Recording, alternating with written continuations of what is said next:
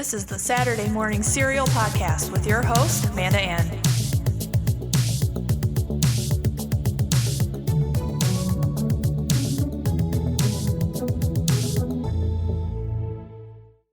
Hello, everyone, and happy early Easter to all.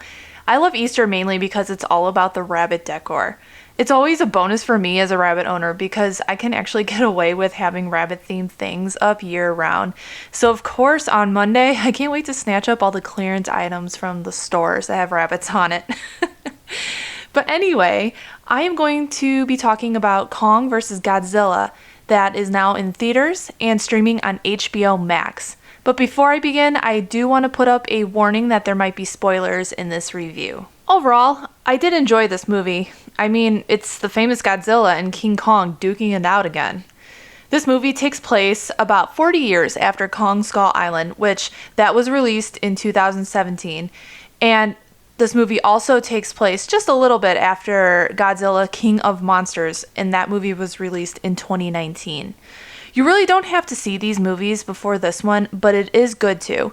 I enjoyed Kong Skull Island with Tom Hiddleston, Brie Larson, Samuel Jackson, John Goodman, and John C. Reilly, and each of them had great performances. And overall, the movie has a star-studded cast, and it turned out to be really fun. However, as far as Godzilla King of the Monsters go, it was just okay.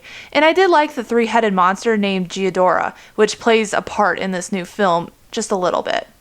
That movie has stars like Millie Bobby Brown and Vera Farmiga in it, and they play daughter and mother, respectively. And I really do enjoy both of these actresses' work. You know, Millie Bobby Brown from Stranger Things, and my personal favorite, Vera, is from The Conjuring, and I love that whole entire Conjuring universe. So Godzilla vs. Kong is directed by Adam Wingard, and it stars Alexander Skarsgård, Rebecca Hall, Brian Tyree Henry, and Millie Bobby Brown, and Kyle Chandler. They reprise their roles from Godzilla King of Monsters. It was released this past Wednesday in theaters as well as HBO Max, and so far it has amounted to $16.9 million at the box office, and that number is as of right now recording this podcast. And according to Deadline.com, is predicted to make between $30 and $40 million this weekend. With the new vaccines out, it looks like folks are venturing to the theater again, so it's really great to see.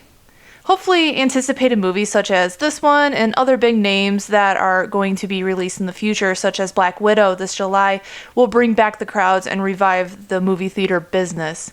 And going to see a movie is an experience, and I hope it doesn't go away anytime soon. I mean, there's nothing like going with your friends, family, significant other, whatever, and getting your popcorn, sitting down, and just really experiencing a movie for the first time. And who loves the good theater reaction? I go back to the Avengers Endgame and Infinity War, and those reactions were great. Kong is bigger and better than ever. We see him in a confined home environment in which isn't really explained until later in the movie. I found myself wondering where he is and who is this woman and child that seem to have a bond with him. I instantly adore the bond that Kong has with little Gia, who opens up the movie. Gia lives with a scientist named Eileen Andrews, with whom has adopted Gia, and she's kind of considered a mother to her now, and together they create a home in this kind of like a confinement space that they keep Kong, and it's kind of like a virtual look, and it makes him feel like he's at home at Skull Island. In all, Kong seems to trust the two overall, and the three of them do create this little like home family dynamic between them. The actress that portrays Gia is named Kylie Hoddle, and she steals the show impressively. She's actually deaf and came from an all-deaf family.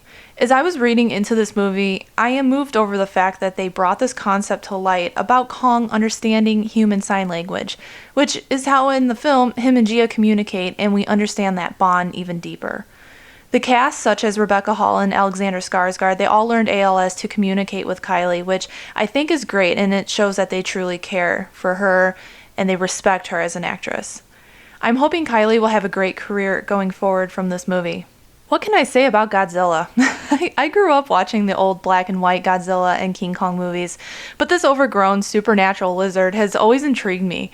He's just a big ol' softy and only fights when he needs to or feels like he's protecting someone or something. I do have to say he is a very well-designed character from his previous movie and this one. It's something about the glow in the scales and his overall look that I find super appealing.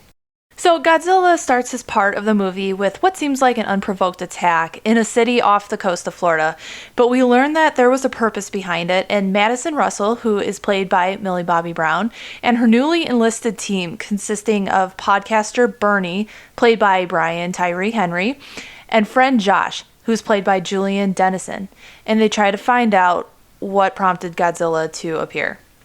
Speaking of Bernie, he's the one that brings light to the fact that Apex is up to something, and New Godzilla had a reason to only attack that one specific Apex facility. He has a podcast that Madison is a huge fan of, and the podcast theme is it exposes truths and conspiracies, so that's how Madison and Bernie team up. So we got these two stories going on in one movie. One might think it could be busy, but honestly, I felt like overall the flow was there. The back and forth of the two stories didn't take me away from the movie as a whole. I felt like they completed, let's say, a Kong scene fully, and they transitioned very nicely into a Godzilla scene. However, in the end, this movie was very predictable, as we later find out in the motive of Godzilla's return and how Kong falls into place in all of this. I'm not that good at guessing the outcome of a movie, but I got this one right in the middle of the film. Naturally, we know the two monsters are going to fight, and ultimately, this is just another take on these classic characters. There really isn't anywhere else to go with this story, and the characters from here, but never say never. I heard they shot an end credit scene, but it didn't release it. I believe it was due to a fact that there is a lack of anything else being planned on following after this film, so we'll see on that. Visually, this movie was stunning. I know I touched upon Godzilla earlier, but Kong also genuinely looked like a monkey. It's amazing how we go from an animatronic to a guy in a suit to now a full-blown CGI realistic looking Kong. His fur, his expressions, it's all there. And Godzilla's the same way, with his scales and his slippery lizard-like appearance. This film talks about all this scientific jargon that I really didn't understand too much, so bear with me a little on that. But Kong goes to basically the center of the earth, and I call the Team Kong, Gia, the scientist, Alexander Skarsgård character. They follow him into the center of the earth, and there's this little anti-gravity safe vehicle they have that they ride in, and their mission is to find some radiation, which ultimately is what the antagonist from Apex wants for his secret weapon that we will learn about. So, to rewind, Apex in Hong Kong has a secret project they're working on, and Skarsgård's character is offered to help them find this radiation at the beginning of the movie, but he ultimately doesn't know why and what it's going to be used for, and he agrees.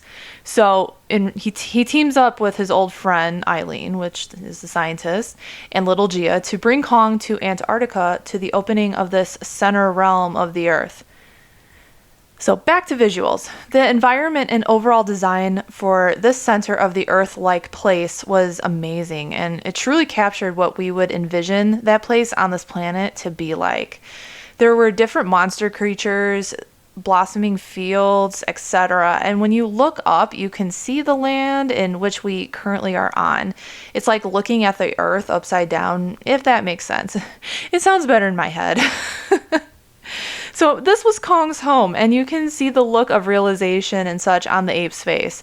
He actually wields an axe of sorts with the radiation power, and it makes him stronger. And it is also a component in the fight scenes later on. Also, the segment in Hong Kong was amazing with the neon lights. It contrasted really well against the two monsters when they were fighting.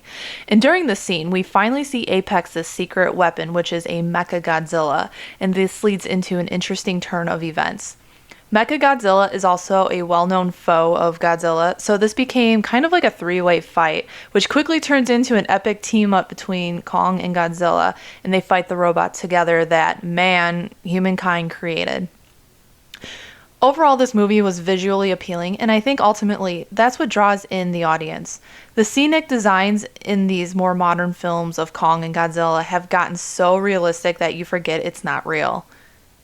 Ultimately, we see a Kong-Godzilla partnership against the mecha. Are they friends now?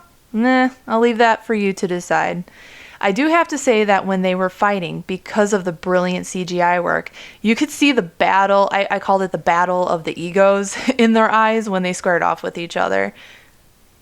One thing to take away from these films is that man can truly cause more harm than anything. If these guys would leave Kong and Godzilla alone, then there wouldn't be as much destruction.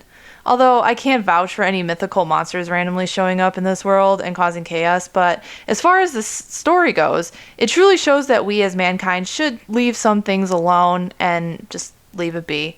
And especially when it comes to Kong and Godzilla in this, make-believe realm.